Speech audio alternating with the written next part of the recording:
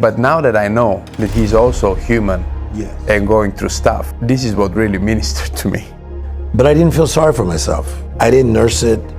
I didn't curse it. I didn't rehearse it. I decided to do something about it. Why would you think so many people that are highly successful in different areas are coming from the same place? So my voice of the divine plan got louder than my own weaknesses and my own emotion.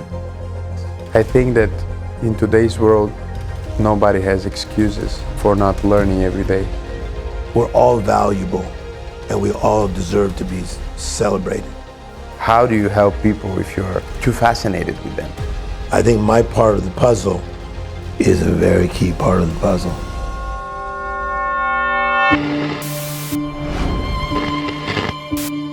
Nobody likes a setback. To be set back is to be set back. But could you imagine being born in a setback? 7 people in a 2-bedroom apartment. My mother had a 6th grade education, my father a 10th grade education. Struggle was not something we mentioned, but it was something that we lived in. We were sitting in the setback, settling in the setback, and soon to be cemented in the setback. But one day something changed. My 6th grade teacher said to me, "Timmy, can you wait? I want to talk to you after class." I'll never forget, all the kids went, "Ooh," as though he must be in trouble. My 6th grade teacher said to me, "Timmy, I want to tell you something. I think you are what?" I didn't know what he was going to say. "I think you're a good dancer," because he saw me win the dance contest. "I think you're a great basketball player," because I noticed that he was in the stands at my last basketball game. But no, he said, "I think you are brilliant." Brilliant? I'd never heard those words said to me before. My 6th grade teacher branded me brilliant. And at that point, I decided to keep that label. A label is a tag that denotes your value, your content, and your usage. My 6th grade teacher branded me brilliant. I took it as a gift that could possibly change my life and the lives of other people. Did I think that it would go to this dimension? No. Did I think that it would take me to 75 countries of the world? No. Could you imagine that one person's words could change somebody else's life? And from that day forward, I decided I was going to help make other people's lives different, better, and more magical. I'm Tim Storey, and that's what I do.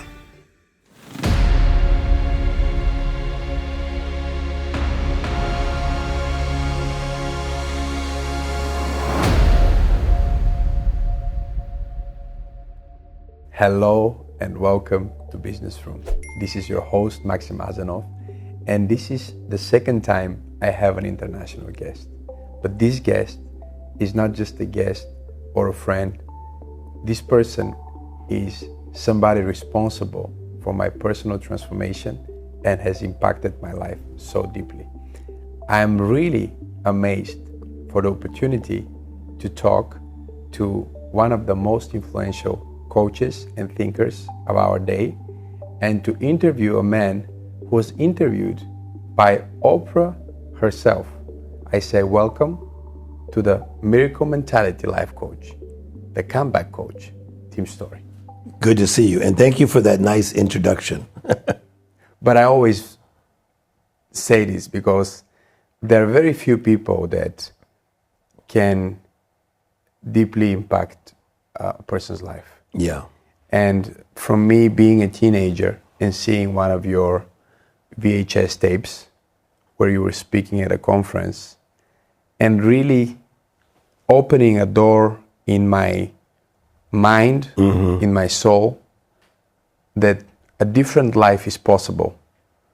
This is something that I'll be forever grateful for. And I think that it affected you for many reasons, but one is I was teaching, as you know, sometimes you have to go left before you get right. And to be left is to be forsaken, rejected, to be in a bad place. And you had been left in your life. I've been left in my life. And then I gave the steps on how to get right. I like to start these conversations by asking something that is not very well-known or popular about yourself. Because the motto of this business room is the untold stories of some of the most successful people that I know. So you've been around for such a long time.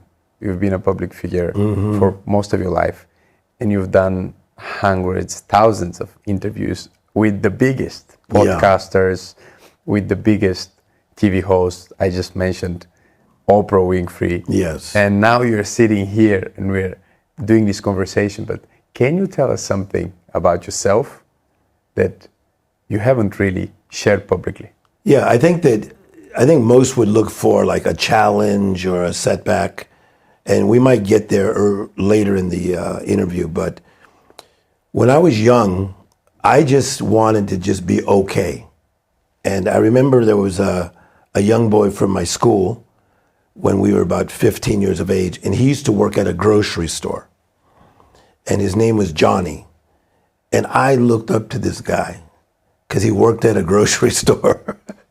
And he was the one that was, when you bought the groceries, he checked you out, and he was a cashier. And that was like my dream, to have Johnny's job. And then I thought, wow, that could be something. So I asked Johnny, I says, so what can you do next? He says, I could go from being the checker at the grocery store, you could actually get into management. You gotta be kidding. And then what happens? He goes, oh, you can make a lot of money. You be the manager. So when I was little, 15, 16, I didn't think about like traveling the world and helping a lot of people. I thought about being the grocery checker and maybe the manager. Wow, that's amazing. When I first saw you speak on this VHS tape, as I said, it opened my mind to you could be something more. You could be a spiritual leader, but also be good looking. And influence people not just in the church world, but in the whole world. And this became a burning passion in me to live in a way that is impactful, not just for my little world of, let's say, church world. It could be something else, but for the whole world. Do you remember when it was like your first exposure to that in yourself, in your mind, when you thought, whoa, I could be up to something? So that's a perfect word, exposure. So we learned three primary ways: through education, and that's study, education. And then we learn through conversation, and that's what we're doing right now. So education, number one; conversation, number two; observation, what we see. So my first exposure to this was my sister, who is older than me, was dating a man who owned restaurants. And I remember he came to my mother's house and he had a big Mercedes Benz. It was brand new. And we were raised lower income, but now we were raised a little higher, but never had been in a Mercedes. And so he said to me, Tim, you should come with us. And I was about 13. So I asked my sister, is that okay? Yeah, come to lunch with us. And so he opened the back door of the Mercedes. It was a big one. And he said, don't close the door. I'll close it, but I'm going to show you how to do it. Just ease it slowly. And it went like this. And I said to myself, someday I'm going to get a car that goes, because our car doors went, because they were old. So that was exposure to something different. Then when he was driving, he was listening to classical music. Wow. And I said, wow, this guy, you know, he's kind of normal looking. And my sister was so beautiful. She still is. She was a model. And he was kind of normal looking. But he had a way about him. He's listening to classical music. I'm in the back of his big Mercedes. Then when we went to this restaurant, he said, let me order for you. And he started to order the appetizers, asked me what I would like, gave me advice. I'm 13. And when I saw that, it gave me a little taste of where I was going. Wow.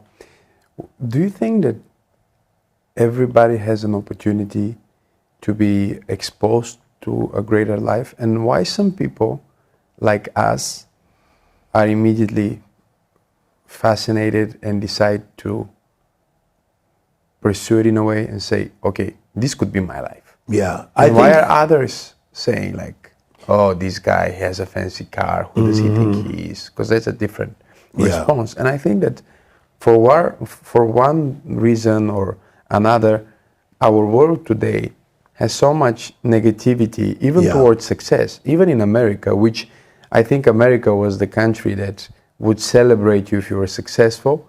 Maybe this is changing to a certain extent now, looking at social media and TikTok and how people respond to even somebody who would come up and say, hey guys, you could do this and this and this and become wealthier or happier or whatever. What do you think about that? I think, number one, I like the way you phrased all that. I personally believe that the miracle mentality is in our DNA. And what I mean by that is we are made in the image and the likeness of God. And everything about God is beyond. He thinks beyond. He lives beyond. He creates beyond. He does beyond. So beyond what? Beyond any limits or boundaries. So you are created in the image of a beyond God. So that's why a little girl will say, I'm a princess. A little boy wants to be a superhero. But it is people in situations and circumstances that begin to tell people about their limitations. But in your DNA is beyond. So you would say that it's predominantly people who would have limiting beliefs or limited thinking that then start to kind of box us in. 100%. It's through what we call the ear gate of your ear, like if there was a gate, and the eye gate if there was a gate. So that's why I watch what I hear and what I see. I don't put a lot of negative things in my ears. And if I see something negative on television and it's going too negative, I will switch it quickly because I don't need that in me. Because I think beyond, I meditate beyond, and I manifest beyond. That's powerful. I live in this. And I manifest beyond. Yeah. So you're growing up in a lower income family in California, in Compton. In Compton, same place as Venus and Serena Williams, Dr. Dre, Kendrick Lamar. Why would you think so many people that are highly successful in different areas are coming from the same place? Yeah. Have you ever thought about that? Yeah. I think that part of it is when your back is against the wall, you could either feel sorry for yourself. And I think it's important to quote people if they're the ones who said it first. But there was a guy who's in heaven named Robert Schuller. And he said, don't nurse your problems, don't curse them, and don't rehearse them. And I think that when people have their backs against the wall, most people nurse them, curse them, and rehearse them. But then Robert Schuller said, disperse them and watch God reverse them. Don't you like powerful. That? Yeah. Disperse them. Yeah, and I think that my platform is so big that a lot of people think that's a Tim Storey quote now. But I always quote Robert Schuller because I read it in one of his books when I was only 16. But for Venus and Serena Williams, Kendrick Lamar, myself, Dr. Dre, I think our back was against the wall, but I didn't feel sorry for myself. I didn't nurse it. I didn't curse it. I didn't rehearse it. I decided to do something about it. And I decided to turn the light on. It's almost like if you're in a dark room and it's too dark, and I just decided to turn the light on, and here I am in the light. What were the first steps that you took towards that different life that you have now? Turning the light on to me is education, observation, conversation. I began to educate myself. There was a guy in school by the name of Tom, and I must have been about 9 years of age at the time. And he was a year older than me. And we were sitting down during a break in school, and he was reading a dictionary. We were kids. He was reading a dictionary. I said, Tom, why are you reading a dictionary? He says, because I like to learn 3 to 5 new words every day. Wow. I said, how come? He says, it's good for you to have a good vocabulary. I said, how do I get one of these dictionaries? He said, I'll buy you one. So we were kids, 8, 9 years of age. Tom bought me a big dictionary that I carried around school, and I constantly learned words every day. So I decided to turn the light on through education, through reading the dictionary. And in fact, many people, from Steve Harvey to Oprah Winfrey to Denzel Washington, they will always say, like, my God, your vocabulary is amazing. Your diction is amazing. It started being that young, being very, very curious about words. And asking questions. Yes. I think that in today's world, nobody has excuses for not learning every day. Right. Because the power of internet means that we could learn so much. I'll never forget this. After this VHS tape, I started looking up online. Yes. And this was like before YouTube was as big as it is, and it was there, but it wasn't like, it wasn't a thing for churches to upload sermons or even for speakers to upload their, speeches. It was just starting up. Yeah. So I remember just searching and watching all these little clips Yes. that you had online. Yeah. And studying how you speak, your messages, your movements, even your style of communication, Yeah. and just learning. Today, there is so much out there that through AI, they Yes. could just take all of your content Yes. and they could create a chatbot that would answer 100% like Tim Storey would answer. Yeah, it's fascinating. It's a different day. So you're right. There's no excuse to be fixed. To be fixed is to be, you stop yourself and you contain yourself. So there's a lady named Carol Dweck, D-W-E-C-K. And she teaches at Stanford University, which is a very prestigious university in America, Stanford. And she teaches on the difference between a fixed mindset and a growth mindset. Most people have a fixed mindset. Oh, I'm from this country, this is just how my life's gonna be. My father was an alcoholic, and this is just how my life's gonna be. That's a fixed mindset. You stop yourself. A growth mindset says, I can be better. I can go beyond. I could do more than I am. And so the growth mindset is in you. It's in your DNA. Again, you're made in the image of God. So all you have to do is cooperate with the way you were made. So that's all Maksim is doing and Tim is doing. We're just cooperating with the way we were made. So I was created to have a growth mindset because the Bible says that God takes me from glory to glory to glory. The word glory there means dimension to dimension to dimension. That's why you will never see me in the same dimension. Like, You could be interviewing me and say, I remember you when I saw you on VHS. And I say, young man, those were some amazing times. You know where I've gone? Higher, higher, higher. See me in 3 years, I'll be even higher, because that's God's plan for our lives.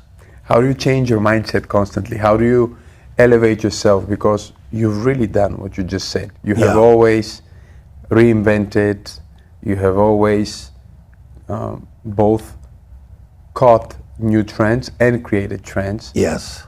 How do you constantly work on your mindset? What's your personal strategy? How does Tim Storey work on himself every day? I think that people are really missing it, where they're getting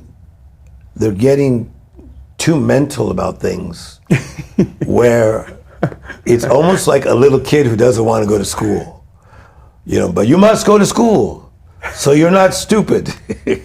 I don't think that way. It is a privilege to learn.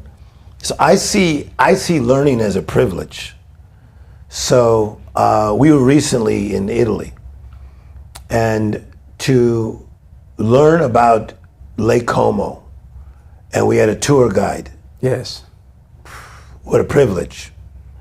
To learn about math as a child, what a privilege to get smarter. For me now to learn about real estate in a higher dimension. I'm working right now on opening a new restaurant. I've been in the restaurant business before, but in the midst of all I do, I'm doing the restaurant business. So I've been studying more and more in restaurants. I'm doing Broadway plays. I've been studying for 5 years on Broadway plays before I've even opened my first Broadway play. So I see all this as what a privilege. So most people see it as work. Just this work. What a privilege. It's a privilege to study. I've studied 3 hours today already. 3 hours already today. 3 hours. What did you study on? Today I studied a comedian by the name of Kevin Hart, because his pace is fantastic. Like, I don't usually study regular speakers. Mm-hmm. You are one of the best speakers in the world. So I like to watch speak. Most speakers are not that good. They think they're being clever, and they're only so good. Some of the best speakers are comedians, because they're trying to get a response from you in about 2 minutes. Wow. So there's a story, then a response. So today I was timing Kevin Hart from his story to response. And then I studied 4 TED Talks on choices today. Wow. And I'm not even teaching on choices. I just want to know why people make bad choices, why people make good choices, why people are afraid of choices. I watched 5 TED Talks. And I took probably, I would say, over 10 pages of notes that are out of this world. That someday I'll release them to somebody, to the world. But I just felt like studying on choices. So when we're talking about choices, what's the best choice you've made in your life? What do you think is like the best decision you ever took in your life? If you had to pick one, and then what's the worst? But let's start with the good first. The first good choice was to break up with Jennifer. Well, that's a funny story, though. I can't tell you. So, when I was a teenager, I did not date a woman till I was 19. Wow. I did not kiss a girl till I was 19. Wow. Because I was a good little Christian guy. And so, this girl, Jennifer, she was pretty. And I met her through some people having to do with church. And so we were walking in a park one day, and I was telling her, she was saying like, you know, why are you going to this Christian university, to this seminary? And I said, I'm really gonna help a lot of people. And she goes, how do you know? I said, I just know, I'm gonna help a lot of people. Mm-hmm. She goes, how do you know? And like everything I would say about what I knew I was gonna do, she would say, I don't think that's possible. get realistic. So she was so pretty, I thought, maybe this is what I got to put up with. I've got to put up with Jennifer. And so, but the more I studied and the more I prayed, I still got bigger in my inside and had these big dreams. So we would be out for lunch and she would say, I've been thinking about your dreams and I really think you need to slow down and get realistic. And one day I thought, this is just not working for me. I need to make a choice. A choice is a selection. It's almost like going to a restaurant and they say, would you like the fish or would you like the chicken? Okay. So Jennifer was going to keep me in a fixed mindset. Get realistic. So one of my best choices I ever made as a young person is to break up with Jennifer. And thank you for asking. And I've never told that story on a podcast. Has she ever, looked for you? Yes, of course. She saw me. Then you became famous. Yes, she did. She saw me as a famous guy in a restaurant and almost fainted. That's funny. And she was with a very regular, mediocre man. Wow. And she had to stare at me because they put us in a restaurant across from each other. It's great. But she was still pretty, but she was very fixed mindset, and she would have stopped me right in my tracks. So that was one of my best choices. That's amazing. But there's so break many up with Jennifer, yeah. So many people like that. And the worst part of it is this story is fascinating. I love this story. This should be used in I've never said speeches. I've never said it amazing. publicly. Because everybody has a Jennifer. Yeah, everybody right now that's listening should break up with a Jennifer. A Jennifer could be a negative friend at work. Your best friend. Your best friend. You grew up with your cousin. Your cousin. It could be someone who is around you that is saying Jennifer-like things, trying to keep me mediocre. Could you imagine me? I'm in 90 airports around the world right now. So every 2.5 hours, there's 5-minute segments of Tim Storey motivating the world. Which I've seen in America. Yes, right? in 90 airports in the world. Thank you, Jennifer, for not stopping me.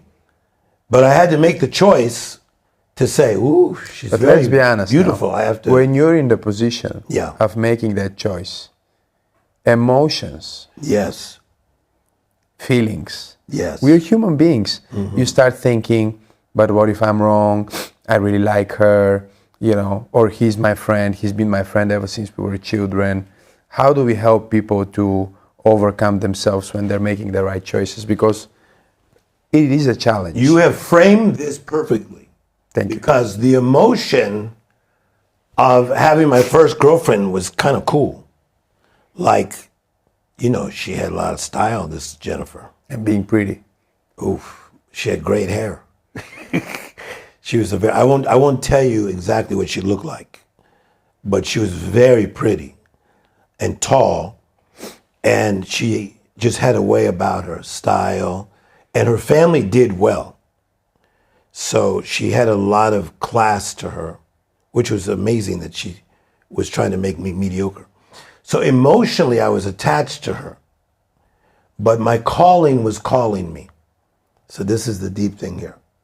See, I believe, because we're made in the image of God, that God has this divine plan for our lives. And the closer we get to God, the voice of the divine plan starts to get louder. So my voice of the divine plan got louder than my own weaknesses and my own emotion. Wow. Do you know how powerful that is? It's incredible. And that's where I live now. I make a lot of choices based on the voice of the divine plan rather than the voice of the emotion of, I could be really cool if I did that. Or I could be because believe me, other Jennifers at much higher levels came into my life, including probably one of the top 3 actresses in the world that I could have dated. But, amazing actress, amazing person. You want to say the name? No. But I will say, I mean, I spent time with her, but I could have really, really dated her. But she was not in alignment to my assignment. But she's still my friend, yeah. That's very powerful. So, talking about choices, without going into regrets and stuff like that. Yeah. But I think it's so important for people to know, because one preacher told me once, Yeah. I'm part of this group where we meet like every now and then. Yeah. And just talk. And then in one of the conversations, they asked, what is something difficult that you're facing? Yes. So every one of us, maybe like 5 or 6 of us, had to share. So I started sharing about something difficult that I'm going through. And then it was this guy's next. He was next. Yeah. He said, before I continue and say my thing, I just want to thank Maksim. Yeah. Because every time he came here and told us the good stories of him, the open doors, opportunities, blessings, whatever, Yeah. I wasn't so happy. Right. But now that I know that he's also human Yes. and going through stuff, Right. this is what really ministered to me. Yeah. So I realized that for some people, it is not our successes, but it's our mistakes that will inspire them, because maybe they are in a position where they've made a mistake. Yes. Or yes. they feel like, I could never be that person because I did this or that. Yeah, I agree with this. What would be one wrong choice that you've made that you could be very honest about? So, number one, to go with what you said first. So, in the Bible, Hebrews chapter 11, verse 32, talks about the greats of God, and it says, their weaknesses, Wow. plural, not one weakness, Wow. their weaknesses were turned to strength. Wow. And then it says, and they became powerful. Wow. So we all have faults, flaws, and failures. But I do not concentrate on that. That's one reason I was a good athlete. Because in basketball, if I missed a shot, most kids would think, ooh, don't take another shot because you missed a shot. No.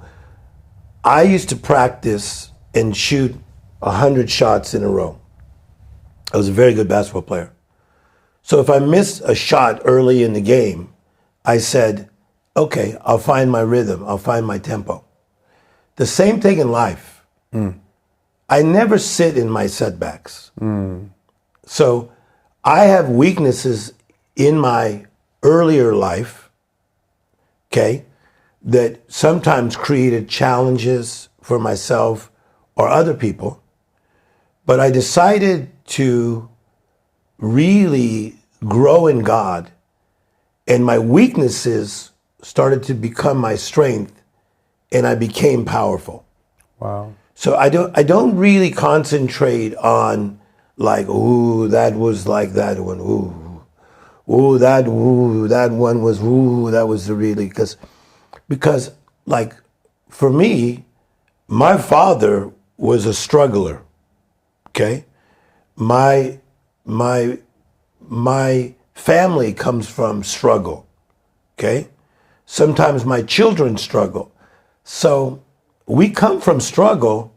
So I understand struggle, but I understand that there's a God that could turn my weaknesses to strength, and we can become powerful. So that's what I concentrate on. Wow. I'm a professional at that because, as you know, I work with the biggest actors in the world. And the one guy that became one of the biggest actors, and we won't say his name, but when he came to me and he said, help me for my life to be okay, I said, that's going to be a problem because I don't do okay. I don't believe in okay. I believe in up here. See, a lot of people, they concentrate on their weaknesses, okay?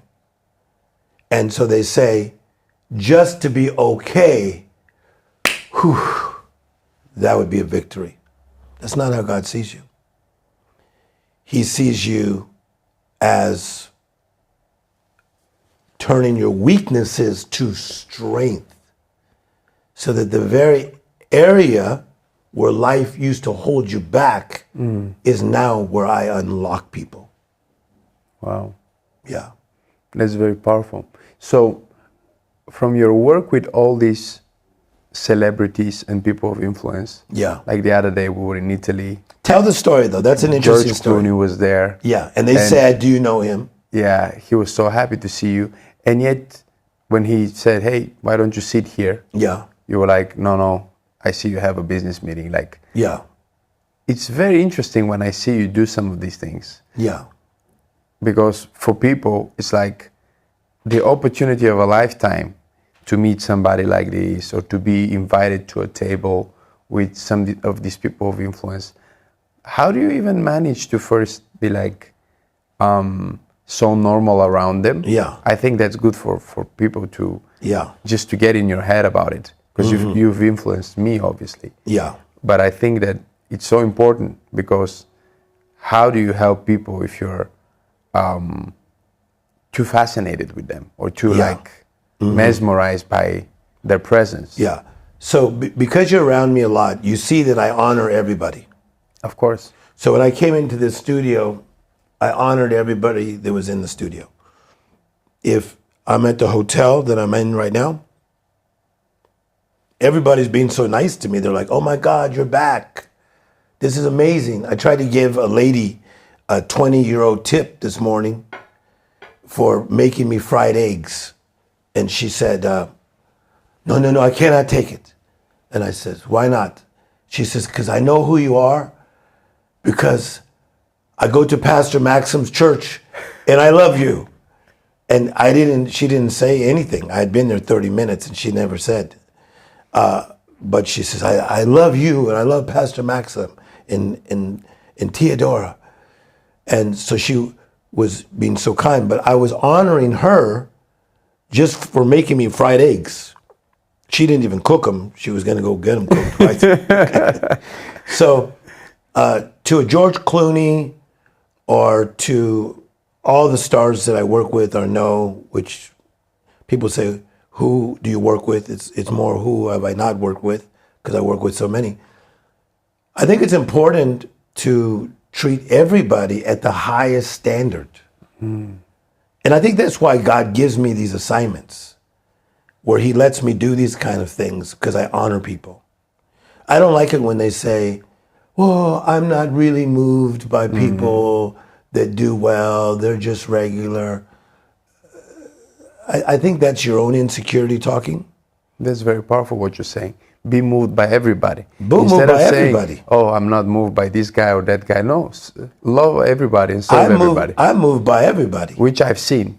Like, yes. You know, it's one thing to be sitting here and have this conversation. People are watching. Yeah. They don't have the backside. They don't see you in real life. Yeah. And I've seen you. Like, we've been around the world now together. We've spoken at places. Yes. You've been to Bulgaria now, I don't know how many times, like 4 times. Yeah.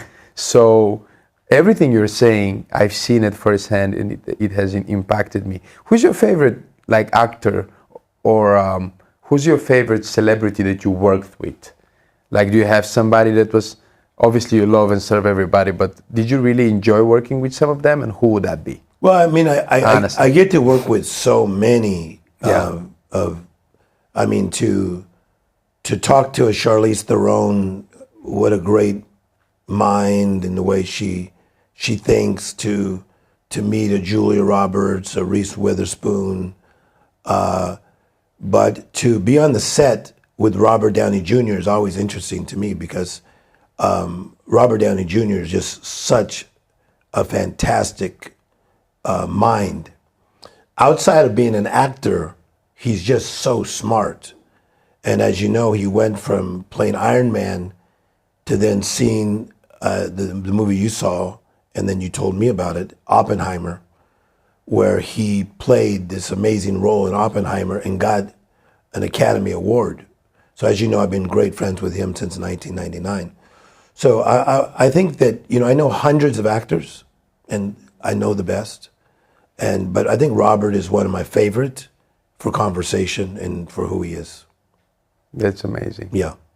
Do you have somebody that you had to say, I'm not going to work with you? Many. Yeah, just because of their attitude. And it's interesting, I think because of celebrity, the word celebrity means to be celebrated. So I don't like when somebody thinks they're more celebrated than me, because they're missing the point. So some of these celebrities, their manager brought them in for Tim Storey to work with them, and they had such attitude that if I could not break that attitude, then I realized it really wasn't going to be worth the situation, because they thought they were beyond just because they could sing. Like, I could think of one little spoiled brat girl that I will not say her name, but what a brat. I just refused to work with her. Yeah. So what is the common denominator for these people?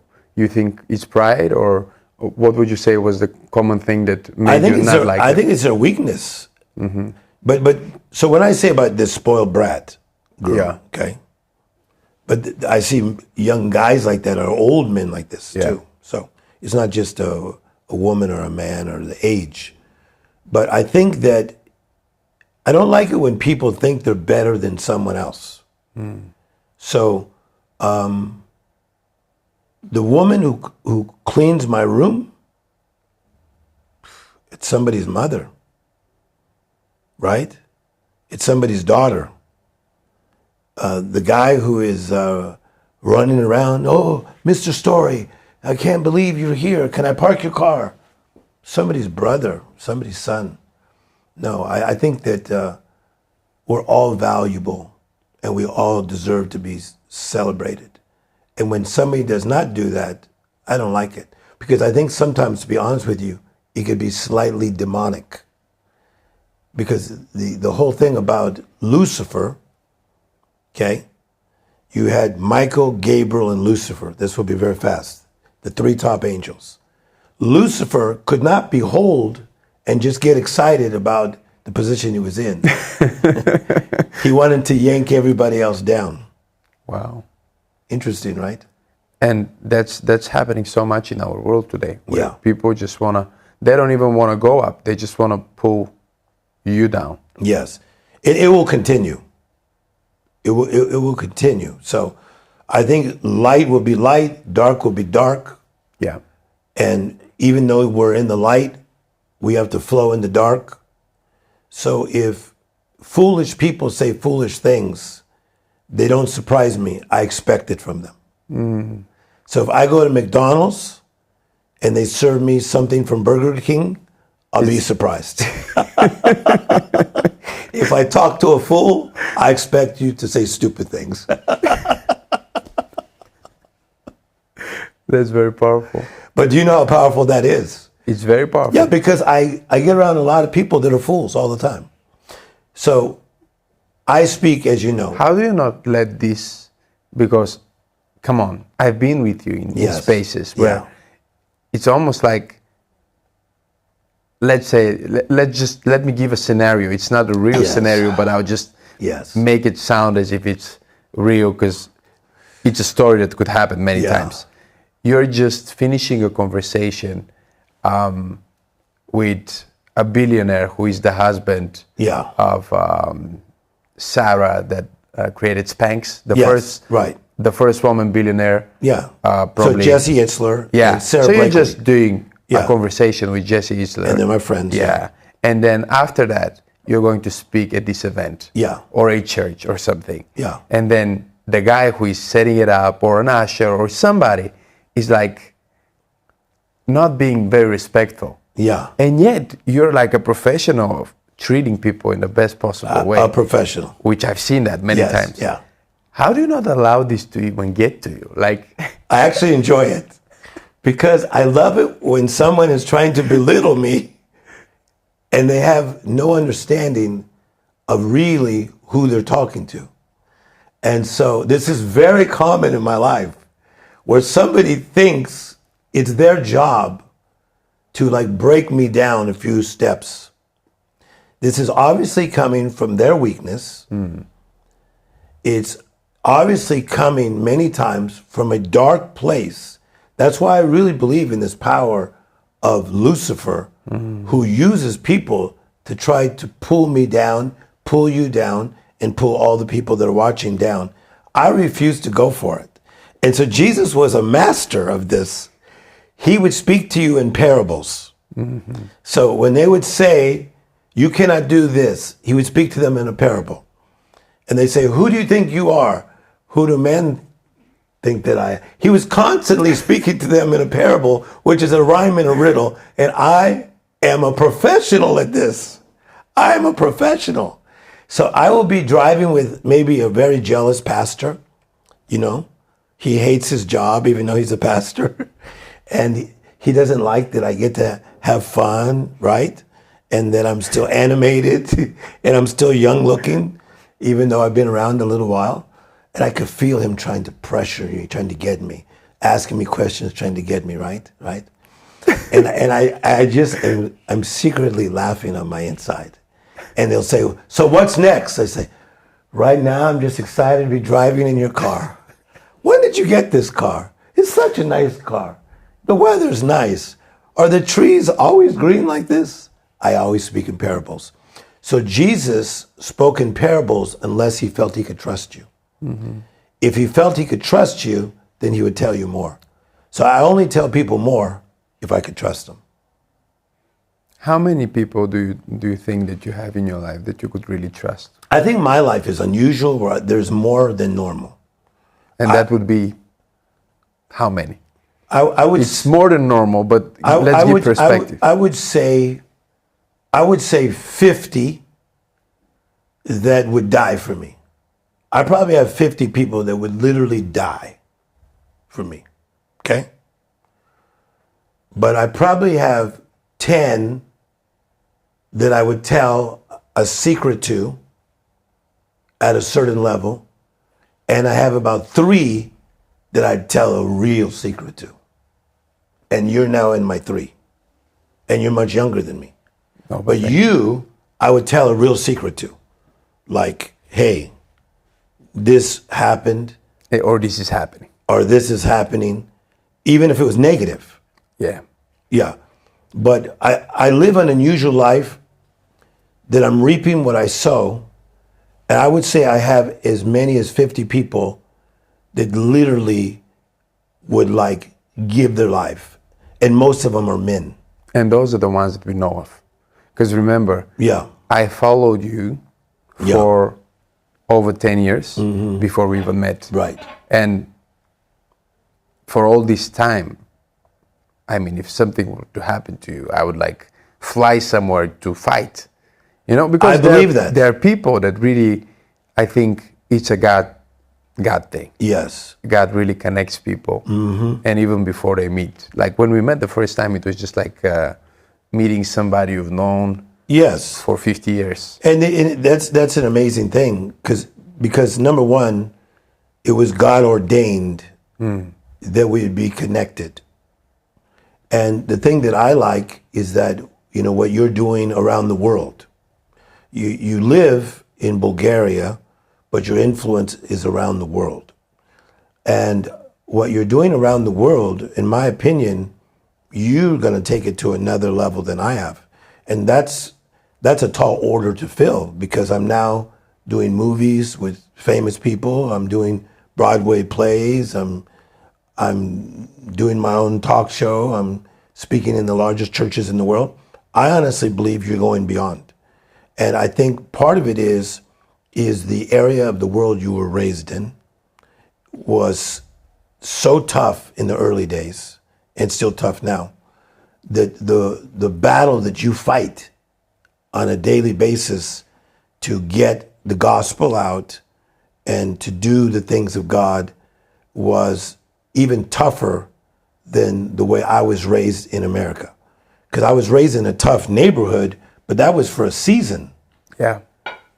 But then it got a little easier. I think your training has been even more disciplined than my training, and that's why I expect even more from you. Thank you. I like to say that we are standing on the shoulders of giants. Yeah. And if you don't see something, if somebody doesn't show you the way, somebody doesn't just give you an idea of what's possible, as we spoke earlier in this conversation, I honestly don't know if there is even an option for a human being on their own, somewhere on an island, even if they had everything, but they didn't have another human to just see or follow or learn from, that they would even think that they're a human. There is an idea in psychology that if you are not receiving attention, it's the same as if you don't exist. Yes. So if a baby was born and nobody gave it attention, that's very powerful. if there were no other humans to raise it, it's almost if it didn't exist. Yeah. And that's why I don't like the word self-made so much. We have so many entrepreneurs watching this podcast, and also spiritual people, but I would say this targets predominantly business people and people who are into development and growth. Yeah. And many of them use this word self-made. What do you think of that word? I agree with you. I think none of us are self-made. I think that you may have had like this amazing discipline. Maybe you were in the military in some country, right? And you have made yourself efficient and proficient at being so amazing. But it takes other people to help open doors. It helps to have other people maybe finance your projects. So for me, I'm just part of the puzzle. So I remember these puzzles that my cousin Esther used to play with. When we were young, the puzzle was very big. Remember, they had like big pieces. Big blocks. Big blocks. And then as we got older, she started getting these really difficult puzzles. And we would sit down, we listened to Motown music, and we would do these puzzles. That was like our relationship as 12, 13-year-olds. My cousin, Esther, was so great, and she's still alive and doing great. But I just see myself as part of the puzzle. That's why I don't get too like overly excited about my own image. I'm doing my part of the puzzle. There'll be a time, unless Jesus comes back first, that my part of the puzzle will remain, but I will be in the next dimension, in eternity in heaven with God. And I'm okay with the whole process. But I think my part of the puzzle is a very key part of the puzzle. Wow. You know, because what happens in a puzzle, sometimes you're missing a piece. And you look around. Where's that piece of the puzzle? Yeah. Is it in the box? Did it fall on the floor? Is it under a chair? You and me were important pieces of the puzzle. But so are other people, but they need to understand it. I understand it. That's very powerful. Before we finish this conversation, I want to ask you a few strategic questions that have to do with business and personal development, leadership, because you've worked with like the highest level Yes. in the industry. The of biggest personal AI development. companies, yes. Really in every industry. Like Yes. if we look at art, it's there. Yes. If we look at cinema, music, Everything. I mean, the guy that produced Michael Jackson, Yes. your friend, Yes. Quincy Jones. yes, Yeah. Quincy Jones, all of these guys, Charlie Sheen says, Tim Storey changed my life. Yeah. All of these people sitting with Oprah. So then even going into the personal development, Grant Cardone, Yeah. you spoke for him I don't know how many times. You helped start the 10X movement because you were one of the first speakers at the 10X his conference. first big conference, and I've done 70% of the conferences, and I'll do another big conference with him in just 2 months from now. Yeah.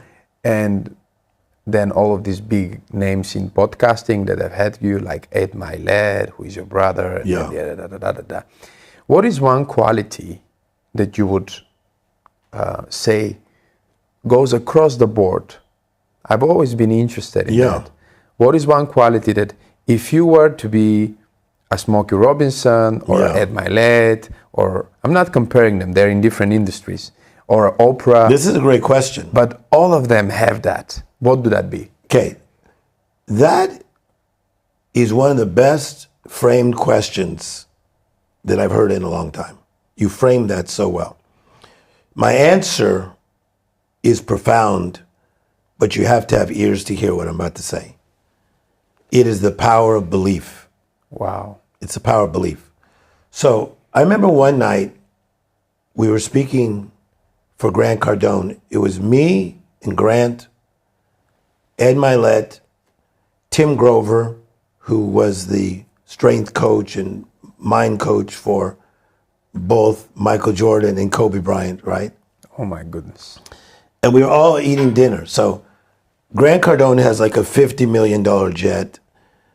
Ed Milet has like a $50 million jet. In my space, I'm gigantic in my space. Tim Grover's gigantic in his space. But yet, we were all just flowing and talking and joking and laughing and celebrating each other. Because there really didn't need to be competition. Because there was a power of belief that each one of us was the best at what we did. Wow. Like, I cannot touch Grant Cardone and what he's doing in real estate. What Ed Milet is doing in his world, he's worth over $500 million. What Tim Grover is doing and what he does, and what I do and what I do, I cannot be touched. So it's the power of belief. Wow. And so that's why when I go to Oprah Winfrey's house and you see, I've been there. There's Arnold Schwarzenegger there. This is a real story. There's Arnold there. And then there was Julia Roberts there. And then there was Denzel Washington behind me. At Oprah's house. At Oprah's house when she has these parties. And then there was Usher behind me. I didn't feel like, here's little old me. No, I am the best at what I do. There's a power of belief. The power of belief is one of the universal qualities of successful people. Power of belief. I am the best at what I do. I didn't say I'm better than you. Yeah. I didn't say I'm better. I'm the best at what I do. My recipe. I might hear another speaker and go, wow, guy just blew everybody off the stage. He's the best at what he does, but he can't do what I do. Wow. The power of belief. And when you get that power of belief and you get so much confidence in what God made you to be, watch out. You become unstoppable. Yeah, I got to go there. For God is able to do Boom. exceedingly, abundantly, above everything that I ask or imagine. So I don't play small. Not for one day of my life. Not for one day. No matter what's going on in my personal life, no matter what pain I face, which I face pain, I don't play small.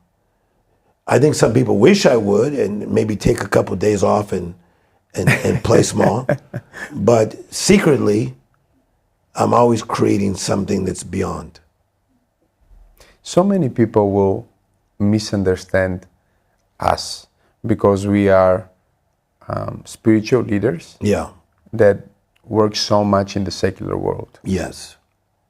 Again, for me, the first person to ever do that and open up the door to that was you. Yes. And I would say that you were the person that really did this for Christianity in general, meaning our type of churches. Yeah. Now you have some, and it's not many, Yeah. but you have some that would cross Yes. work in both worlds, Yes. where you would have somebody who is a spiritual leader or a pastor, but at the same time, he would have a business or work on a movie or coach people or also develop in other areas. But you were the first one to do it at the highest level and to really make the way for us. And I could imagine from my perspective of coming after you, Yeah. and experiencing backlash and people misunderstanding you, Yeah. and opposition, even from Christians, Yes. predominantly from Christians. Yes. How have you dealt with that, and what would you advise even younger people who feel called to help the church, but they don't necessarily feel like Yes. that's the only thing I was created to do? Yeah. The answer is easier than people think it's going to be. There's a difference between a good idea and a God idea. So if your God idea is to pastor the church and only pastor the church, that's your God idea. So be obedient to your God idea. So that's your God idea. Congratulations. If your God idea is to pastor the church, but have a Hollywood Bible study for people who will not walk in your church, then you should be obedient to your God idea because that's your God idea. It's all based on assignments. So all you are doing is you are doing your assignment. So I'll break down your assignment. You are apostolic. That's in the Bible, Ephesians 4:11. You're called to build. So you are building an amazing work starting in Bulgaria. But the work is now going throughout the world. You are now becoming world known as an apostolic figure. So that's your calling. But also part of your calling is to be an author. So you're writing books that have Christian principles, but they're also helping people. But you're also called to be a business person. So you're creating businesses, getting involved with businesses, but you're also an artist. You're creative. And so you are stepping into all these areas that certain people would not have been affected and changed if you were not obedient to your God idea. So if the pastor who wants to pastor his church and talk terrible about the secular world walked up to George Clooney, he would look at him like, I don't know you. I just walked around the corner and he jumped up out of his seat and said, world changer. So, yeah, I sit in airplanes and the flight attendant will say, Mr. Storey, we don't want to bother you, but the pilot is a big fan of yours. And he would like to come and say hello to you. And I'll talk to the pilot and he'll say, oh my gosh, I know you from CNN News. You're amazing. He doesn't know me from church. He knows me from CNN News. He knows me from being on talk shows, NBC Today Show, ABC. So thank God that some of us are not afraid to go beyond the boundaries and have a growth mindset to do my God idea. I will answer to God for my God idea, and they will answer to God for their God idea. That's powerful. Yes. That's very, very powerful. Yes. We have a closing tradition on this podcast where the previous guest leaves a question for the next without knowing who he will be. I like this. So my previous guest has left this question for you. If you could do your life again, what is the one thing that you would change, and how would it affect the way you live your life and your success now? That's a great question. So if I was to live my life over again and go back to my younger self. One thing that you would change, and how would that affect your success, your life and your success? So this is going to be surprising. I would take more time off. I would take more time to rest. I would take more vacations. I'd take more time to laugh and not feel guilty about it. So now that I'm older, I take more vacations, I laugh and I don't feel guilty, and I am enjoying myself so much more. When I was 20, 30, 40, I felt so much pressure being Tim Storey. There was a lot of pressure. I was speaking to 3,000, 5,000, 7,000, 20,000, 30,000. I spoke to 85,000 people. That was a lot of pressure. So I wish I would have taken more vacations, laughed more, and not felt guilty about it. That's very powerful. So the way you usually close this podcast is by a game of associations. Yes. I think I've done that with you somewhere on Zoom in a program or something. Yes. But the way it goes is that I say a word. Let's say, for example, that I say the word love, and you answer with one word that is the first word that comes to mind. Okay. And that's how we're gonna wrap this up. Okay. So, faith, Necessary. success,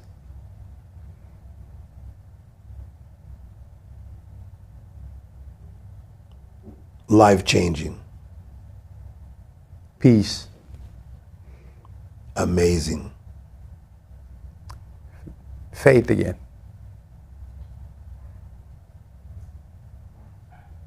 Necessary.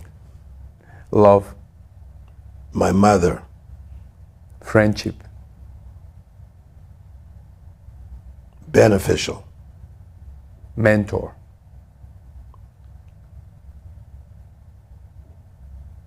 Necessary. book, Higher. plan, Purpose. coach, Necessary. business. Fun. Tim Storey, I want to thank you for this amazing conversation. It's always an honor to talk to you. And thank you for watching The Business Room. Again, if you haven't subscribed to this channel, please click the subscribe button and shower my guests with love and tell us what was valuable and life-changing for you. As we work to grow this business room, we invite bigger guests and we expand to help you achieve not just success, but a sense of fulfillment. God bless you and see you in the next one.